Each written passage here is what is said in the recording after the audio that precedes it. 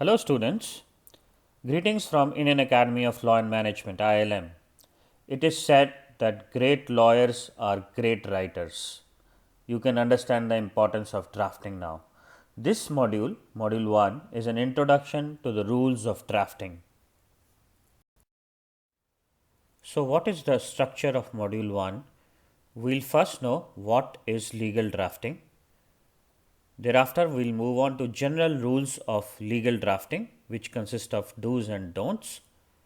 And thereafter, what are the important steps to the drafting?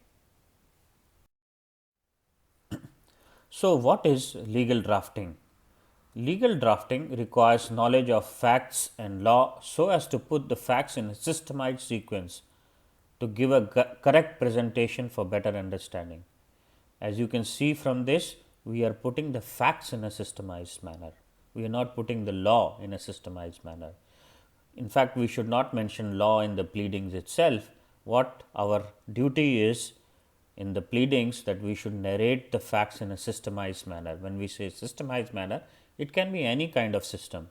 It can be chronologically, you are putting date wise all your pleadings, or it can be subject wise, you are putting different subjects and trying to explain that. It can be personality or character wise, you want to explain some individual, you especially in family matters, you can put that in a systemized manner. There has to be some sequence, a systemized sequence that you should put in your pleadings. It is often said that the fate of litigation depends largely on the fact as to how the case is presented before the court, and that is a correct presupposition. Ultimately, a litigation will depend on how you have put the facts or how you have presented it in your pleadings. There may be times when the judge actually forgets your argument, what you have said in the court, and he will go back and refer to the pleadings. He will go back and refer to the systemized manner in which you have put the facts. It is of paramount importance that a legal document is well drafted, covering all the important aspects of the case. You should not miss out anything and give a chance to the other party to fill in those gaps. So, if you have a landlord tenant dispute, you should sequentially put all the dates there. You should sequentially put all the notices that you have given, the responses you have got, and not only you should put positive aspects of your case chronologically, but you should also see what the defense the tenant will take. He may take one or two defenses and you try to cover that also. So, basically your pleadings has to be sequentially, it should cover the defense of the defendant, it should also cover all your positive points. Legal drafting should be free from all color, from all emotions, from all rhetoric. It should be impersonal, that is to be dealing with the necessary facts or points of law, whatever is applicable. So, don't go emotional. I have seen some lawyers putting in the pleadings saying that if this case gets dismissed, there will be impact on foreign direct investment to India because he is a foreign company coming to India with so many other investment opportunities. Now, this is an emotional, and the judge may not necessarily be with you. So, try to avoid those emotional points in the pleadings itself. These rhetorics may be good in the court, and some judges prefer rhetorics, they prefer quotes. So, that is all right while you are arguing the matter, but try to avoid that in the legal pleadings itself. The pleadings have to be consistent and never contradict itself. I have seen in real estate matters people putting that the contract was too lengthy and it was just signed because we were buying the property. We did not go through all the clauses. And at the bottom, you are saying that the builder, according to the contract, has to pay 5% per month on the delay before handing over the property.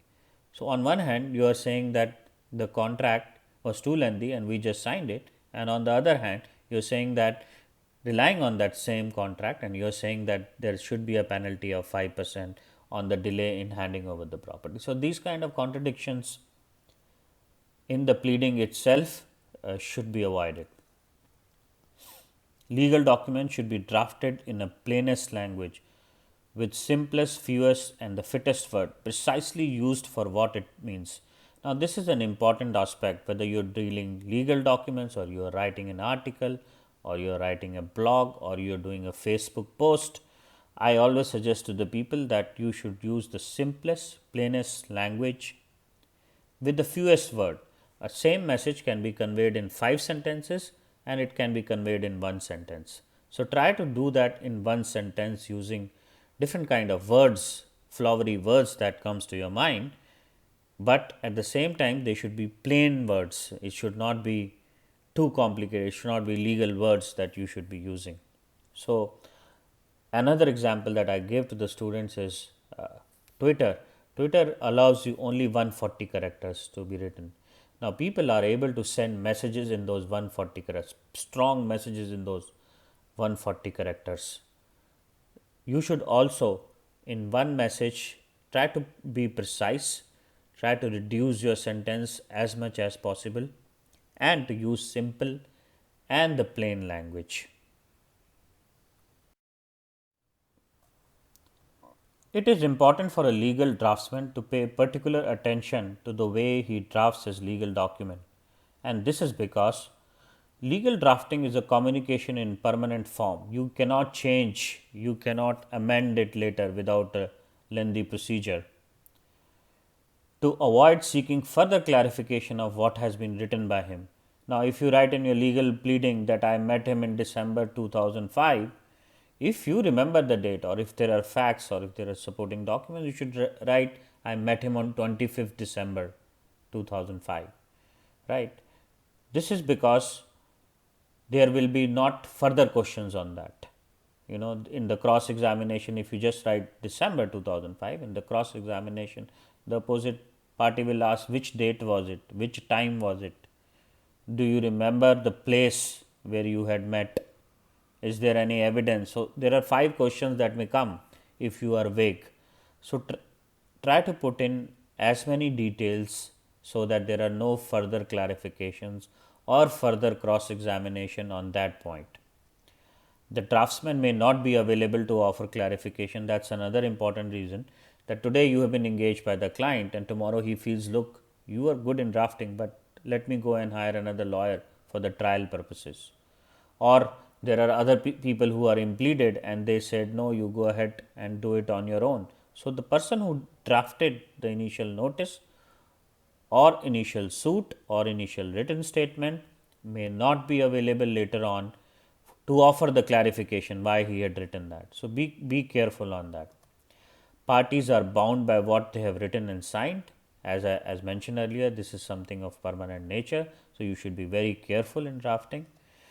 It to avoid the cost and time and finance to effect corrections on the document. As mentioned earlier, if you need to amend at a subsequent stage, it costs time. Even an amendment application that you file needs a reply and a rejoinder and a few dates before that, even a small silly mistake that needs to be corrected. Legal document speaks of the draftsman even after his demise. So, even if the person, a plaintiff, is dead or the draftsman is dead, the document remains forever.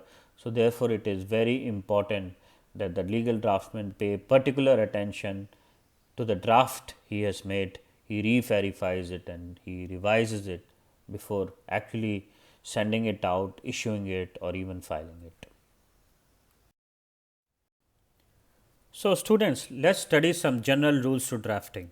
And I will say these are simple English, grammatical English, use good English, and they are taught in English journalism. If you want to write an article, these are general rules which should be followed not only for drafting, but any kind of writing that you are doing.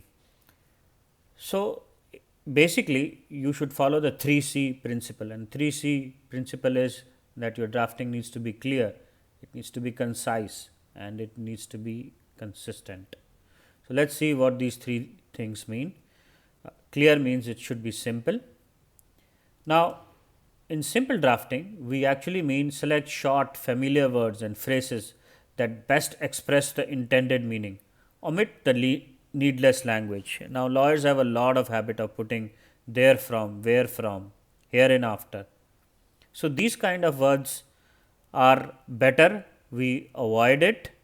If it is necessary, only we put it. But the whole intention has that the judge has to read it in a simple way, or the opposite party has to read it in a simple way that conveys the best meaning. No need to put a flowery English language or Shakespearean language. No need to use a word and a synonym. Again, lawyers have a lot of this habit I've seen in the drafting. They will say, he illegally, with malified intention, with ill gotten motivation, defamed me. No need to say this. You can just say, he defamed me, the accused defamed me. No need to put a word and its synonyms several times. Do not use any, each, every, all, or some. Avoid them. If a, an, and the can be used with the same result, because these are commonly used articles and we should use them to convey the meaning. For example, you say all of them have committed rape. You can say the accused have committed the rape. This conveys the same meaning. Do not use and or, use or to mean any one or more. Do not use he and she, use gender neutral term. Now we have seen that people write the reward is given to him who is the fastest and the longest in the race. No need to say he. You can always say this award is given to the person who runs the fastest or for the longest time. Try to use the, this, or that rather than the said, except when citing a statute. Again, lawyers have a lot of habit of saying the said notice, the said person. Again, try to avoid that. I know Indian legal pleadings have originated from using the word the said, and in fact, each paragraph there will be written the said paragraph in the written statement is denied. So, you always use the word said, but try to avoid it as much as possible if you want to make English a simple language in your pleadings. We need to be concise. If a word has the same meaning as the phrase, use the word. And use the shortest sentence that conveys the intended meaning. Again, that sentence should be shortest. I talked about how the Twitter uses only 140 characters, not 140 words, 140 characters, and you can convey the whole meaning in those 140 alphabets that you used. You need to be consistent throughout the language of the document. Do not make contradictory statement. Be consistent in arrangement of comparable provision. Now, that is very important. You need to be consistent. If you are explaining something in one paragraph in a particular way and you have to use the same one in your written statement or in the reply. General rules to drafting. Direct.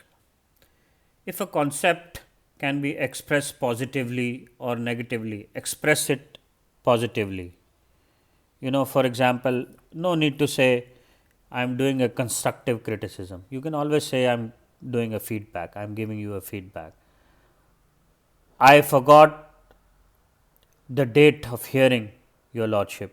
You can always say I will make sure that I remember the date of hearing. So, these are some positive words that you can use to express yourself and draft in ordinary English as we have talked about. Avoid words that might be considered as slang, and personally I also hate those kind of words which are slang. Nowadays people use these words called ASAP to mean as soon as possible. BTW, by the way, LOL, laugh out loud. These are words or slangs, we should try avoiding them as much as possible. Avoid using abbreviation and contraction. These abbreviations, unless they are very well known, they should not be used. An abbreviation often used in pleading is SLA, service level agreement. So, lawyers will use it as SLA or such. Now, avoid these if you can and try to use full form instead of just abbreviations. Avoid using outdated terminology. No need to put words which have now become obsolete in the pleadings, and especially as I mentioned earlier, where from, here from, these kind of words are no longer in fashion these days. Try to be simple, straightforward, and to the point. And this is the, I think, the most important part in your drafting. Do a revision. Lawyers have a habit of dictating their notes and not reading it. The steno will type it and they will not even read it. Nowadays with computers you have to draft on your own. So in that case also you have to revise the document once it is ready, that it is in the flow, it is simple, and I am sure even if you read it like 10 times there will be some or the other things that you will change. But do the revision, make a good draft out of it so that the judge is able to read it properly. Try to use active voice instead of passive voice in your sentences. Another important thing is that when you are drafting, you should know who will read your document. That is, know your audience. Be aware of who will read your document at a later stage. It could be a judge, it could be an opposite lawyer, it could be a client. Your own client will read it and basically judge you on that. There could be a government authority reading it. It may go to certain ministry. So your words have to mean in such a manner, they should be simple, that it should mean the same to all the different audiences. Management of a company, if the management of a company is your client, they will read your document that you've done the pleadings in a good manner. Media may see this at a later stage and then try to interpret. If your case become famous at a later stage, the media might catch up the pleadings and then put it in the newspapers. So it has to be very well drafted, and even a layman has to read it. So assume that all of these people will read your documents, and you have to do your best in drafting in a manner so that everybody understands it properly. There are some more general rules to drafting, and we will go through them quickly. Uh, Rule 3, I will say, is context before audience. Set up a context. What exactly are you saying? What is the background to it? You have to explain a little bit. Frame issues in less than 75 words. Just say what exactly is an issue, what exactly is a challenge, what is not being done. So you can put that issue or what law is being violated. You put that issue in less than 75 words before the judge or before your audience. State facts in a very crisp manner. You no need to use flowery language, no need to use an emotive tone, emotional tone. Just in a crisp manner, explain the facts. Avoid over chronicling. Over chronicling means on this date this happened and then on this date this happened. We talked about you can put chronology of events, definitely you can put it, but don't overemphasize on it, that this happened, the next day this happened, the next day this happened. This will make things not readable for the judge, and he will just get confused between different dates and different facts. Use headings and signposts. These are actually not allowed in the pleadings, but I wish they were. I have seen some of the pleadings in Western courts and they use headings. For example, heading of jurisdiction. So you are talking about jurisdiction. Heading of background. So you know what we are talking about, the facts of the case. But if you want to, if the judges in India do not allow this kind of putting a head, but at least you can do it in notice. At least you should do it in contracts that you are making. In contracts, it becomes very important to put the headings. Write short paragraph. No need to write big paragraphs. Check your document carefully. We've talked about it. You should do a spell check. You should read it again, and that's an important aspect. Keep your paragraphs short as possible. Rule 11 is edit, edit and edit. That's very important. I'm sure if you are reading your document 10 times, you will edit it 10 times, because there is always going to be something or the other that you may find that it needs a change. So, edit, edit and edit, that's the best result you can get out of your document. Avoid legalese. By legalese, I mean avoid legal language. We talked about here and after, there, from. These kind of languages are no longer required. I mean, some of the judges may like it or some of the clients may like it, but at the same time, I think avoid it as much as possible. Do not use quotations, and especially quotations of famous people. Don't try to be using flowery language that Mahatma Gandhi said this, and things like that does not impress a judge at all. And just be precise on your facts, unless you are quoting a defendant, that the defendant went there and these were his exact words, and you need to say that in an evidence or in an affidavit. Most welcome to say it. Use persuasive language. You should tell the judge why you need this particular relief. Persuade, give points to it. Rule 15 is use writing resource as much as possible. You should have your grammar dictionary with you, or you should have Google with you, you should have a spell checker with you. So, nowadays modern technology has allowed you to use so many tools. You can look at synonyms. If you are not getting a proper word, just go to the Word document, right click it and see the synonyms. I think you will get a better word than what exactly you are using. So, use all kind of modern technology while drafting. Use a great formatting, and this is what I emphasize. You will see this particular slide that we made. I have made sure that it looks good. At the end of the day, any document that is prepared either for the client or is prepared for the court or is prepared for the opposite party, we talked about different audiences, it has to look great. It should have a good formatting to your liking.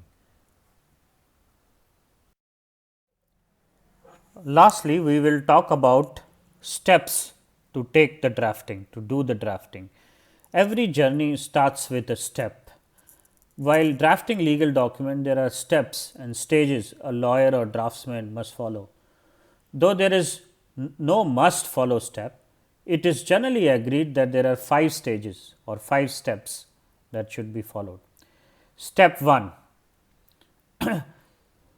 taking and understanding instruction. Now, this is very important. You conduct interview, or you do a meeting, or you do a conference with the client. It may never not be face to face these days. Many of the clients today do remote conference calls, but you should be able to do a call with the client, and that's very important. Use the checklist and basically prepare yourself in advance and prepare a checklist of the kind of question that you will ask.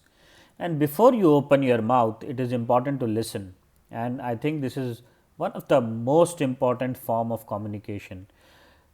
Books and books are written that how you communicate, how you speak, but I think in communication one of the very important part is listening.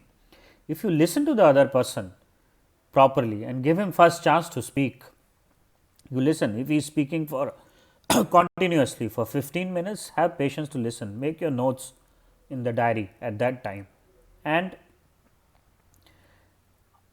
if there are gaps, once he finishes, if there are gaps and you have made your notes properly, then you can start questioning the client on whatever queries you have, but at least give him a chance. Okay. And then advising the client. I think there are some preliminary advice that needs to be given to the client at the moment through your experience. Okay, you have told me the facts, but why don't we do this thing? Or you have several options, option 1, option 2 and option 3. So, give him all the options and then let the client decide. You are not giving a legal opinion there and then, but give him certain options and you preliminary advise the client. So, I think this is a step 1, which is very, very important, where you actually understand the instructions from the client. Step 2, once the client engages you, and most probably he will if you listen properly, you do analysis, classification and research. So, he came to you on saying that there is a landlord tenant dispute. So, you will do your search to find out how to give the notice, what is the format of the notice under Transfer of Property Act, take some examples, some case laws, whether I should give it by registered post or I should send this by hand. So, all these case laws you will do some search and then prepare the pleadings, and then you plan your draft. You have to exactly write what happened, what are the facts, when did he come and entered into the premises, what was the contract, he came on a license, what was the contract. So, you plan your draft, and most probably it is chronologically. This is what happened and these are the facts. I don't say it always has to be chronologically, but most preferably it should have certain chronological events that are given in the draft. Anyway, the point is just plan your draft properly, and then look at the composition, what are the contents that you want to put. And I have already told you that in your composition, in your draft, try to put facts, cover all the facts there, and cover all the facts that support you, cover all the facts that do not oppose you, that the opposite party may bring out, but you have a defense to that, so that he is not able to put those facts in his written statement or confuse the judge. So, you may cover your own point and you may cover the points of the defendant. That depends on the strategy. So, but decide at that time what the composition of your pleading will be. And lastly, I will say quality control and editing the draft. This is the most important part. Read your document, how it looks, do a spell check, do synonyms, edit it 1 or 2 times, read it loudly. Now, I advise the youngsters to read your draft loudly. I know it is very boring, but at least if you read it on your own, that means the smoothness of the document will come out and the judge will be able to read it also. So, do editing of the draft, and finally, we also talked about do formatting. Formatting is very, very important. The document needs to be formatted. Supreme Court has different rules, the High Courts have different rules of how your pleading needs to look. It should be on the legal paper, what should be the margin, what should be the font size, where you should put the page numbers, how the verification will come. So, all these points are a part of formatting, and you have to make a good document in order to impress the judge. So, thank you folks for listening, and go ahead and do rest of your modules. We wish you all the best. In case you have any questions and clarification, feel free to write to registrar@ilm.academy at any point of time. Thank you so much again.